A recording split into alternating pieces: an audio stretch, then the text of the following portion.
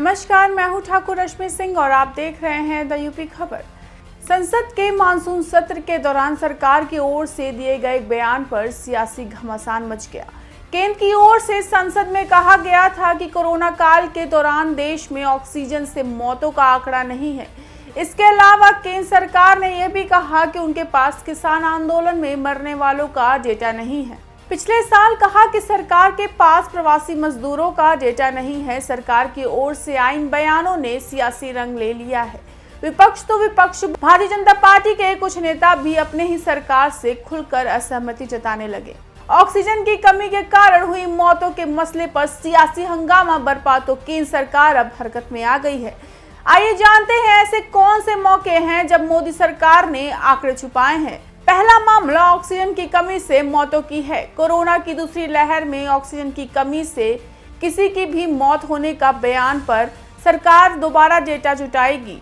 सरकार ने संसद में 20 जुलाई को बयान दिया था कि देश में ऑक्सीजन की कमी से किसी की भी मौत नहीं हुई है, लेकिन विपक्षी दलों के हंगामे और आलोचना के बाद सरकार ने राज्यों से दोबारा से ऑक्सीजन की कमी से होने वाली मौतों का आंकड़ा मांगा है। केंद्र सरकार ने राज्य से कहा कि कोरोना की दूसरी लहर के दौरान ऑक्सीजन की कमी के कारण कितने लोगों की मौत हुई है, ये आंकड़ा उपलब्ध कराएं। प्रवासी मजदूरों की मौत। कोरोना की पहली लहर में लॉकडाउन के दौरान प्रवासी मजदूर पैदल ही शहर से गांव की ओर निकल पड़े थे।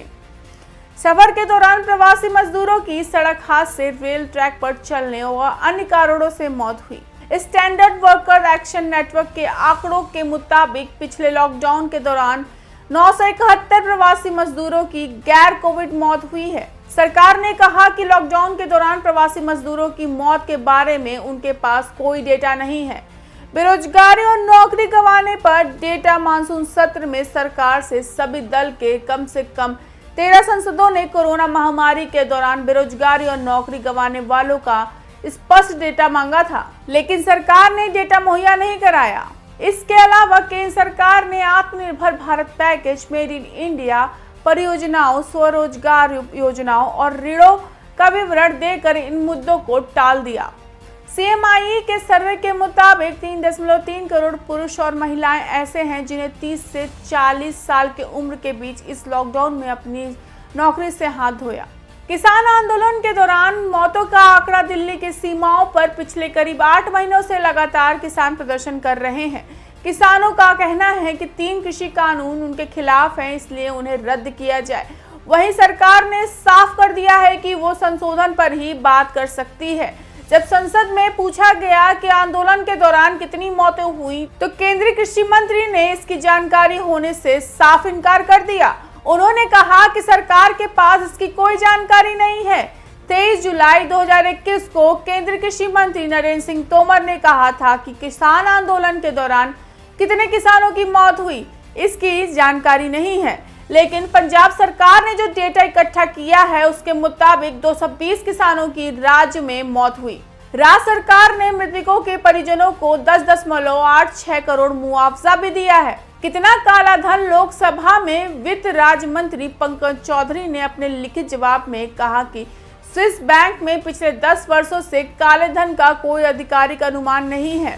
पंकज चौधरी ने पिछले 10 वर्षों से स्विस बैंक में जमा काले धन की राशि और इसे वापस पाने के लिए सरकार द्वारा उठाए गए कदमों के बारे में पूछा गया तो एक सवाल का जवाब दे रहे थे। चौधरी ने कहा कि सरकार ने हाल ही के वर्षों में विदेशों में जमा काले धन को वापस लाने के लिए कई कदम उठाए हैं, जिसमें काला धन एवं कर अधिरोपण कानूनों को प्रभावी बनाने, SIT का गठन करना आदि शामिल है। पेगासस जासूसी मामला भारत ही नहीं पूरी दुनिया में इस वक्त सबसे गर्म मुद्दा है। दुनिया के 17 मीडिया संस्थानों ने एक साथ रिपोर्ट छापी जिसमें दावा किया गया था कि पेगासस नाम का एक स्पाईवेयर के जरिए विभिन्न सरकारों ने अपने यहाँ पत्रकारों, नेताओं और मानवाधिकार कार्यकर्ताओं के फोन हैक करने की कोशिश की। भारत के संचार मंत्री ने इस मामले पर लोकसभा में एक बयान में कहा कि फोन टैपिंग से जासूसी के आरोप गलत हैं। संसद के मानसून सत्र की शुरुआत के एक दिन पहले ही इस जासूसी कांड का खुलासा हुआ।